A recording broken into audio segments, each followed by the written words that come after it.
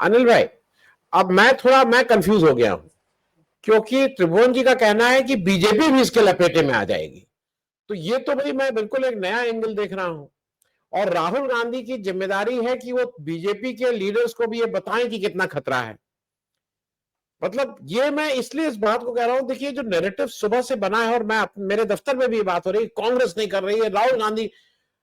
मेरे हिसाब से जो मीडिया को काम करना चाहिए था, क्योंकि मीडिया बिल्कुल बीमार होके, दफन होके मुर्दा हो गई है, इसलिए वो काम राहुल गांधी को करना पड़ रहा है। कोई राहुल गांधी स्वेच्छा से थोड़ी ये काम कर रहे हैं।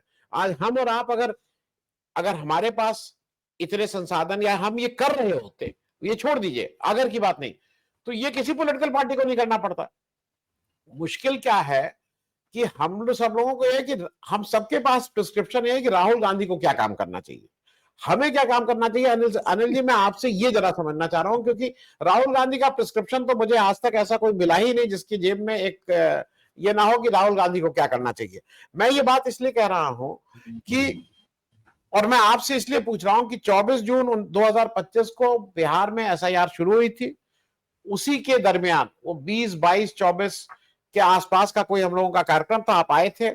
मुझे ठीक से याद है कि उस कार्यक्रम के अंत में आपने एक लंबा समय लेके आपने कहा था कि सारी बातें भूल जाओ, बीजेपी, अरे एनडीए और इंडिया गठबंधन और नीतीश कुमार, बात केवल एसआईआर की है। क्योंकि बीजेपी जिस तरह से इलेक्शन कमीशन के माध्यम से इस पूरी प्रक्रिया को हाईजैक कर रही है, वो नहीं रह, वो आपके हाथ में ही कुछ नहीं रह जाएगा, और वो आज दिख रहा है।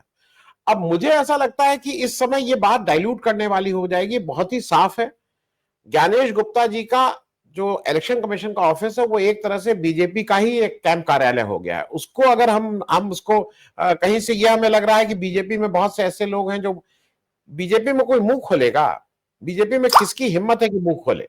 मतलब मैं जरा जानना चाह रहा हूं, एलके अडवाणी जैसा व्यक्ति अगर मुंह नहीं खोल रहा है और ऐसे ऐसे करके नमस्ते करता रहता है और मोदी जी राजा की तरह निकल जाते हैं, तो बीजेपी में किसकी औकात है कि कोई ये मुंह खोले।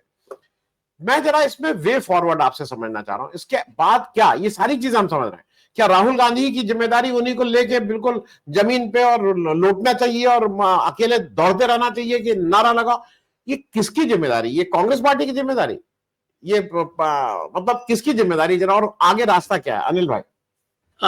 मैं तो पहले मीडिया से ही शुरू करूंगा। मीडिया, ये जो अभी उनकी प्रेस कॉन्फ्रेंस हुई उसके बाद टाइम्स ऑफ इंडिया की मैं खबर पढ़ रहा था, और भी जगह वो खबर छपी होगी, सोर्सेस के जरिए खंडन। आप लोग पत्रकारिता सब लोग यहाँ मतलब हमसे कम या ज्यादा ही किया होगा, सब लोगों ने पत्रकारिता की होगी। त्रिभुवन जी तो हमारे बहुत ही वरिष्ठ साथी हैं, जरा बताएं कि सोर्सेस से कोई खंडन आज तक हुआ है? और सोर्सेस ने कहा कि अनफाउंडेड है एलिगेशन, और वो जो पत्रकार है उसको डूब मरना चाहिए या नहीं, कुएं में, मतलब पास के कुएं में, ज्यादा दूर जाने की जरूरत नहीं है, कि वो सोर्सेस के जरिए से खंडन मांग रहा है इलेक्शन कमीशन। मैंने इलेक्शन कमीशन भी जब दिल्ली में था डेक्कन हेरल्ड में, तो इलेक्शन कमीशन में भी गया हुआ हूँ। इलेक्शन कमीशन में बकायदा उनका पब्लिक रिलेशन का डिपार्टमेंट है, ऑफिसर है, और उसके लिए अलग ऑफिसर बहाल है जो आपको बकायदा ऑफिशियली बताता है कि क्या है, मतलब उसका स्टैंड है। और वो जो है, ठीक है, इलेक्शन कमिश्नर हरदम नहीं मिलता है, वो उसके पास जा रहा है, लेके आ रहा है, मतलब कि इसका मतलब वो गया ही नहीं। उसको फोन आया ईसीआई से कि ये अनफाउंडेड है, उसने लिखा जो उसने बताया, या बिना साइन किया हुआ प्रेस रिलीज आया है, जिसको तुरंत लौटा देना चाहिए था अगर वो पत्रकारिता करता है तो। दूसरा जो है, क्योंकि ये कोई खबर, मतलब ये उस टाइप की खबर नहीं है ना कि सोर्सेस ने बताया कि 25 सीट पर चुनाव लड़ रही है कांग्रेस, और क्या कहते हैं 50 सीट पर, ये एक एलिगेशन लगाया है जिसको कि करना है। उसके बाद हरियाणा इलेक्शन कमिश्नर ने एक नोट जारी किया है, मतलब एक ट्विटर पे उसने जारी किया, उसने बताया कि क्यों नहीं आपने एक भी रिफ्यूट नहीं किया है एलिगेशन को।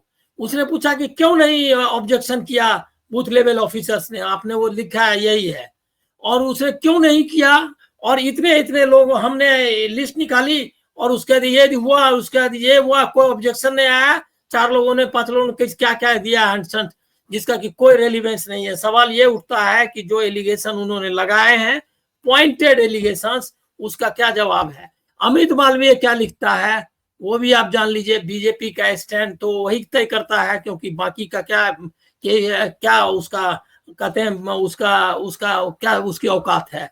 तो वो जो है अमित मालवीय लिखता है कि ये जो है एलिगेशन जो लगाया उन्होंने, और लिखा है क्या कि ये एक ही महिला ने हर जगह 210 20 की बूथ पर।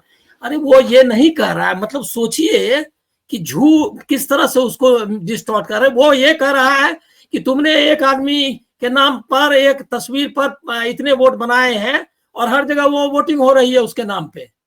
वो ये नहीं कर रहा है कि वही महिला घूम रहा है। उसका वो कैलकुलेट करके बताया है कि 11 घंटे लगेंगे या 50 घंटे, क्या लिखा है आंसर कुछ इसी टाइप का, कि लगेंगे आपको उसको पोल करने में। अरे ये नहीं उसने बताया। उन्होंने कहा कि 220 स्पेस बनाना, वर्ड क्लियर है। उन्होंने कहा कि स्पेस बनाया बोगस पोलिंग करने का, और एक आदमी के नाम पर 50 जगह ये क्या, एक घर में 501 502 क्या 20 पता नहीं, मैं उतने आंकड़े माकड़े याद करने की जरूरत नहीं समझता।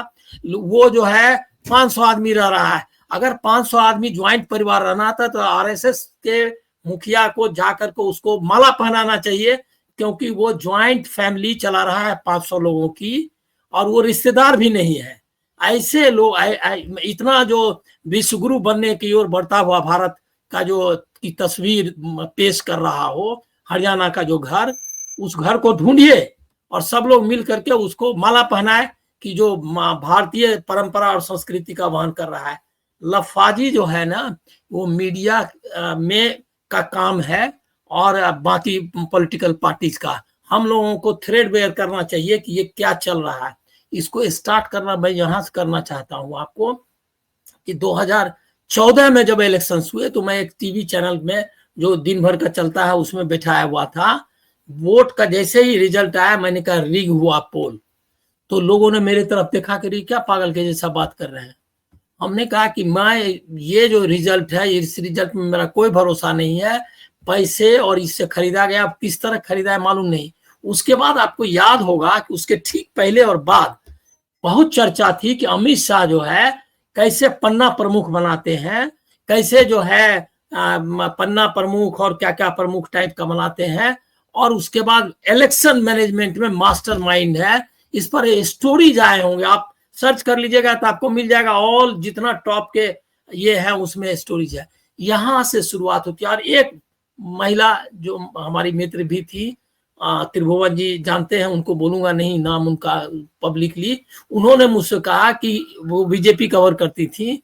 उन्होंने बताया मुझको कि उसी समय कहा कि मैनेजमेंट इतना दुरुस्त है कि 2014 की बात कर रहा हूं मैं, स्टार्ट कैसे हुआ कि जैसे ही इलेक्शन का टिकट मिला तो किस जो कैंडिडेट है उसको फोन आया कि अब आपको कुछ नहीं करना है, पैसे के बारे में नहीं सोचना है, आपका क्या रिक्वायरमेंट है वो आप बता दीजिए, आपके पास पहुंच जाएंगे।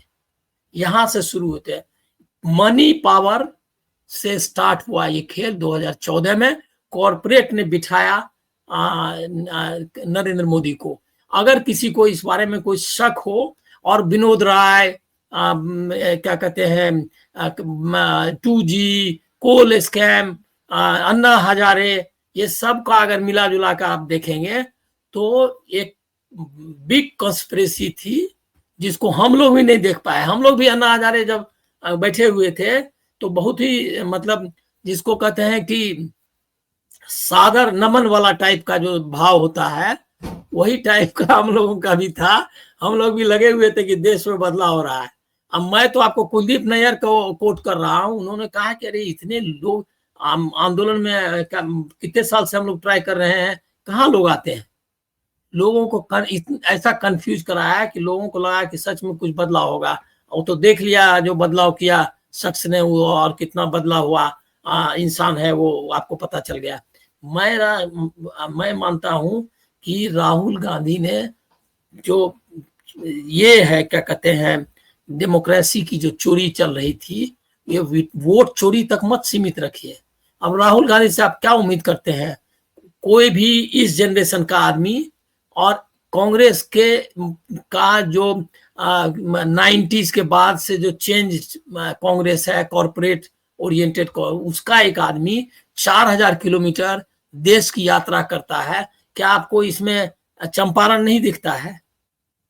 आपको उसके बाद वोट चोरी का मामला लेकर के कपिल सिब्बल और बाकी लोग अदालत में लड़ रहे थे।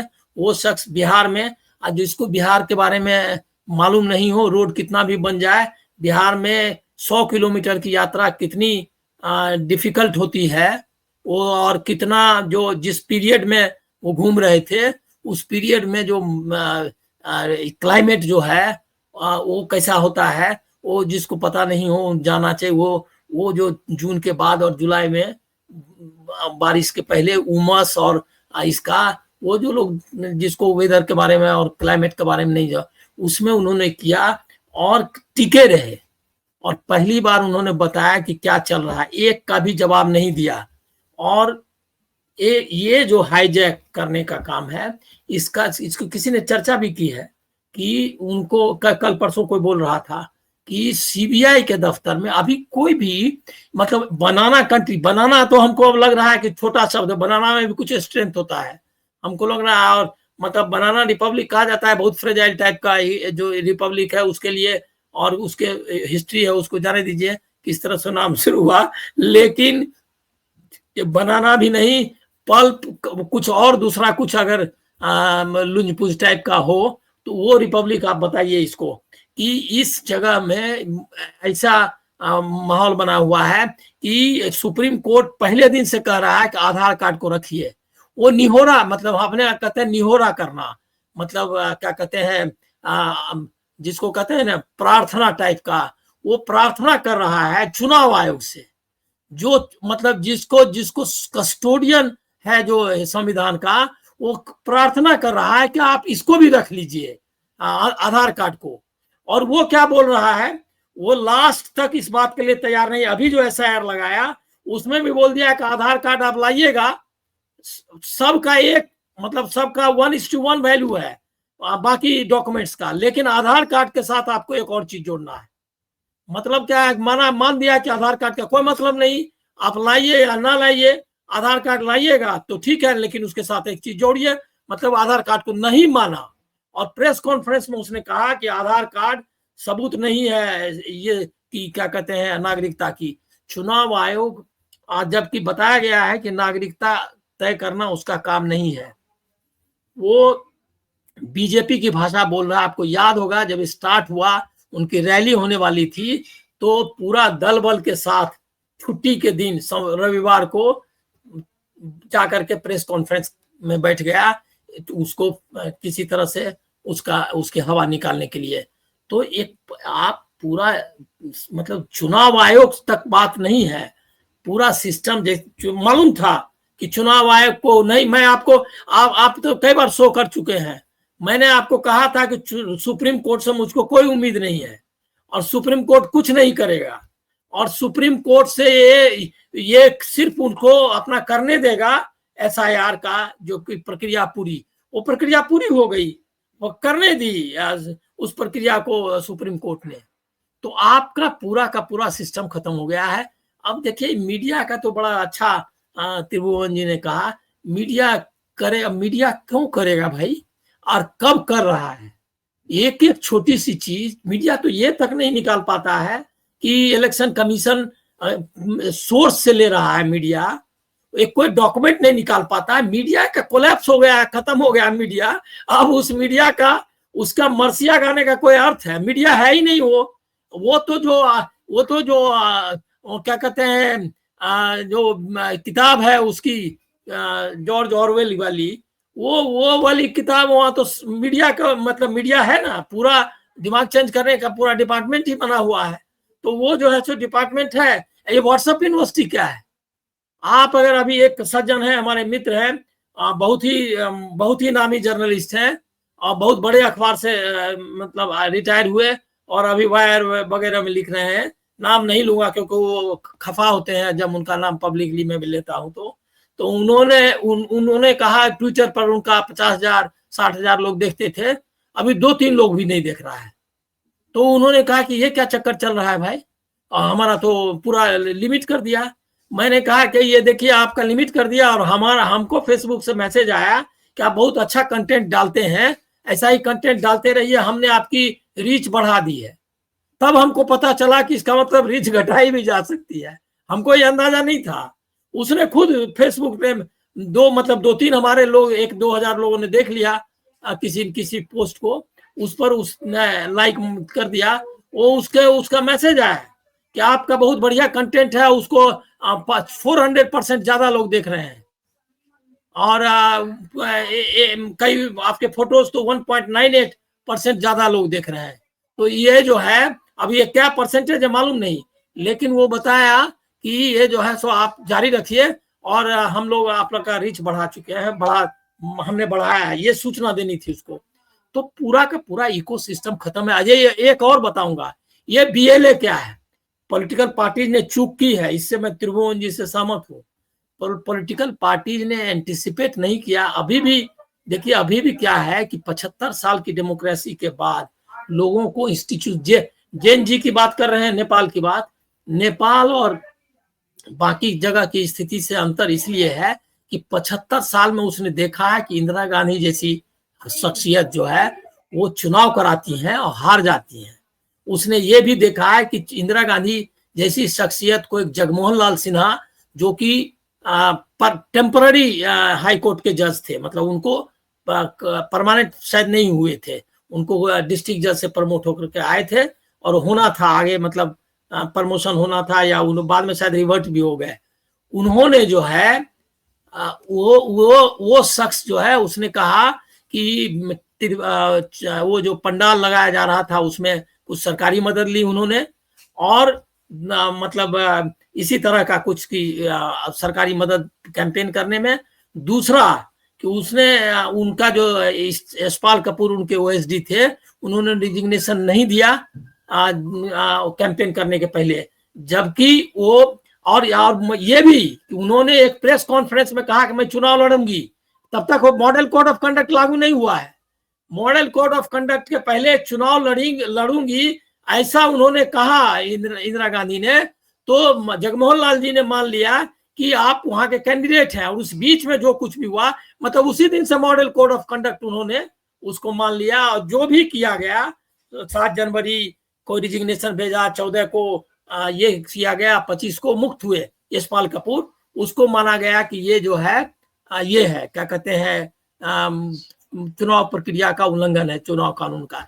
अब ये जो देख चुका है डेमोक्रेसी, वो ये भी देख चुका है कि मैनपुरी में, आप ही के यहाँ मैनपुरी में धर्मेंद्र यादव 2006 में चुनाव जीत गए, और लोगों ने शिकायत की चुनाव आयोग से, तो पहले तो कुछ बूथ रद्द कर दिए उन्होंने, फिर से चुनाव कराया, लेकिन लोगों ने कहा कि नहीं, ये तो पूरा रिग किया है। तो और उसमें गवाही ली के, मतलब जो चुनाव आयोग ने लोगों को बुलाया, उसमें इंडिपेंडेंट कैंडिडेट सबसे भी गवाही ली गई, पॉलिटिकल पार्टीज के वर्कर्स और के अलावा मीडिया के लोगों से गवाही ली ये चुनाव आयोग ने, और मैनपुरी का इलेक्शन रद्द कर दिया, जीता हुआ इलेक्शन। और मजेदार ये है कि वो जीत करके आया नेक्स्ट वही, मतलब 6 महीने के बाद जो अंदर इलेक्शन हुआ, 6 महीने के बाद वही इलेक्शन में वो फिर से जीत करके आया, तब चुनाव आयोग ने माना कि आदमी जीता। ऐसा जब आप देख चुके हो क्या कहते हैं इलेक्शंस इंडिया में, तो लोगों को अभी भी इस पे भरोसा है। मैं बिहार में अभी एसआईआर में लगातार लोगों से संपर्क में था, लोगों को किसी को भरोसा है, कहता है कुछ भी करेगा थोड़ा बहुत तो वोट उठ रहेगा ही ना। मतलब कोई जो है, ये डेमोक्रेसी वेल एंट्रेस्ड है। सेशन ने चुनाव आयोग को ऐसा बनाया कि लोगों को अभी भी विश्वास नहीं हो रहा है कि चुनाव आयोग ऐसा कर सकता है। इसी मतलब इंस्टीट्यूशंस की इतनी ताकत थी, जिसके हैंगओवर में हम लोग एक खुमारी में है लोकतंत्र के। मैं ये बार बार ये शब्द इस्तेमाल करता हूं कि हम लोगों को इसीलिए मीडिया के बारे में भी अपेक्षा लगने लगती है, इसीलिए कि हम लोग लोकतंत्र नहीं, लोकतंत्र की खुमारी में जी रहे हैं। और उसके बाद तब हमको लगता है कि ये राहुल गांधी कम पड़ रहे हैं। अब ये राहुल गांधी क्या कर सकते हैं, जो शख्स जो है लगातार पॉइंट आउट कर रहा है। अच्छा, राजीव कुमार का क्या कहना है वो आप, चुनाव आयोग ने चिट्ठी लिखी मल्लिकार्जुन खड़गे को, हाँ